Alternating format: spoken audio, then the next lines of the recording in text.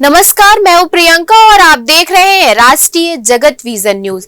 आज सुबह तेलीबांधा थाना क्षेत्र में हिट एंड रन का सनसनीखेज मामला सामने आया है। तेज रफ्तार कार चालक ने 3 महिलाओं को पीछे से जोरदार टक्कर मार दी। टक्कर लगते ही एक महिला करीब 20 फीट उछलकर दूर जा गिरी, जिससे उसका सिर बुरी तरह फट गया और अस्पताल ले जाने के दौरान मौत हो गई। इस एक्सीडेंट में 2 अन्य महिला गंभीर रूप से घायल है। ये पूरा मामला तेलीबांधा थाना क्षेत्र का है। ये घटना शुक्रवार सुबह करीब 5 बजे की है। कार तेलीबांधा की मुख्य सड़क पर शहर से हाईवे की तरफ जा रही थी। तेलीबांधा ब्रिज के पास 3 महिलाएं मॉर्निंग वॉक पर निकली थी।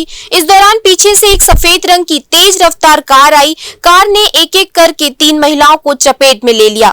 अब तेलीबांधा थाना पुलिस ने मामला दर्ज कर लिया है और आसपास के सीसीटीवी कैमरे की फुटेज खंगाली जा रही है ताकि आरोपी की पहचान की जा सके।